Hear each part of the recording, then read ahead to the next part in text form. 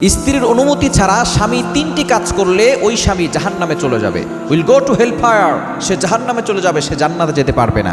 এজন্য অবশ্যই এই স্বামী যদিও তার দায়িত্ব বেশি, স্ত্রী তার কাছে থাকবে, তবে স্বামী তিনটি কাজ করতে হলে স্ত্রীর অনুমতি লাগবে। নাম্বার ওয়ান, এক নাম্বার হচ্ছে বিয়ে করার পরে মোহরানা না দিয়ে স্ত্রীর গায়ে স্পর্শ করতে হলে তার অনুমতি লাগবে। অনুমতি ছাড়া স্পর্শ করলে সে জাহান্নামে চলে যাবে। এজন্য অবশ্যই স্ত্রীদের জন্য মোহরানা এটা আল্লাহ তাআলা নিজে নির্ধারণ করে দিয়েছেন।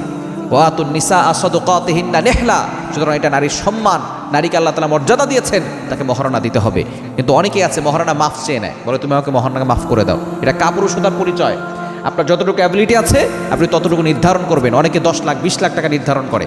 অনেকে বলে যে পরবর্তী সময় যদি ঝামেলা হয়, এই ঝামেলা 1 কোটি টাকা 2 কোটি টাকা কাবিন করেও যদি কারো ঝামেলা হয়, এই ঝামেলা হবেই। 1 কোটি 2 কোটি টাকা তারা দেখবেন। এজন্য এই কাবিন নামা বেশি করে, মহারণা বেশি ধরে কখনো বিয়ে বন্ধ করে রাখা যায় না। সংসার টিকাতে হলে স্বামী স্ত্রীর ভিতরে মিল মহব্বত থাকতে হবে। এজন্য অবশ্যই টাকা পয়সা দিয়ে কখনো সংসার টিকে না, সংসার টিকে ভালোবাসা দিয়ে। এজন্য এক নম্বর হচ্ছে মহারণা যতটুকু নির্ধারণ করা, একজন পুরুষের জন্য যতটুকু সাধ্য আছে ততটুকু নির্ধারণ করবে এবং সেটা পরিশোধ করে দেওয়ার চেষ্টা করবে। নগদ দিয়ে দেওয়া বেশি ভালো। যদি নগদ দিতে না পারে, স্ত্রীকে বলবে যে আমি তোমার অনুমতি নিলাম, আমি তোমাকে পরে সেটা দিয়ে দিব, এবং সেটা দিবে। আর নাহলে আল্লাহর কাঠ করে তাকে জবাবদিহি করতে হবে। দ্বিতীয় নাম্বার হচ্ছে স্ত্রীর সম্পদ না বলে স্ত্রীর কাছ থেকে নিয়ে যাওয়া।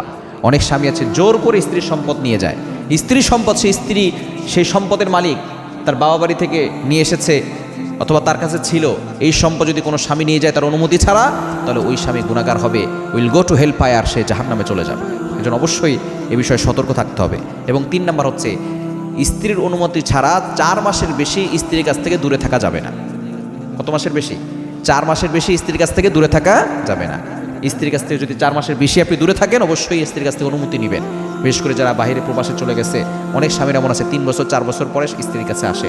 যদি আপনি দূরে যান, স্ত্রীর কাছ থেকে অনুমতি নিতে হবে, পারমিশন নিতে হবে যে আমি দূরে যাচ্ছি, তুমি আমাকে অনুমতি দাও।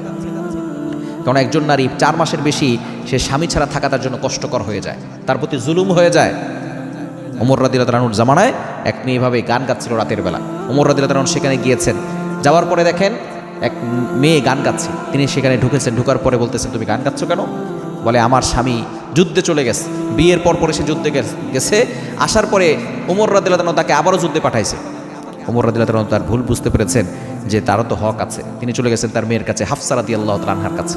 হাফসা রাদিয়াল্লাহু তাআলা আনহা নবী সাল্লাল্লাহু আলাইহি ওয়াসাল্লামের স্ত্রী ছিল। ওমর রাদিয়াল্লাহু আনহু নবীজির শ্বশুর ছিলেন।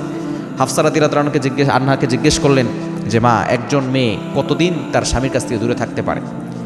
তখন তার মেয়ে হাফসা রাদিয়াল্লাহু তাআলা আনহা তিনি এভাবে 4টা আঙ্গুল উঁচু করেছিলেন। তো এই 4টা আঙ্গুল দ্বারা কি বুঝিয়েছেন? আল্লাহ তাআলা কোরআনে বলে দিয়েছেন, লিল্লাযিনা ইউলুনা মিন নিসাইহিম তারাব্বুসু আরবাআতা আশহুর। 4 মাসের বেশি একজন স্বামীর কাছ থেকে স্ত্রী দূরে থাকতে পারে না। এই জন্য যদি আপনি 4 মাসের বেশি দূরে থাকেন, অবশ্যই স্ত্রীর কাছ থেকে আপনি অনুমতি নিয়ে তারপরে যাবেন।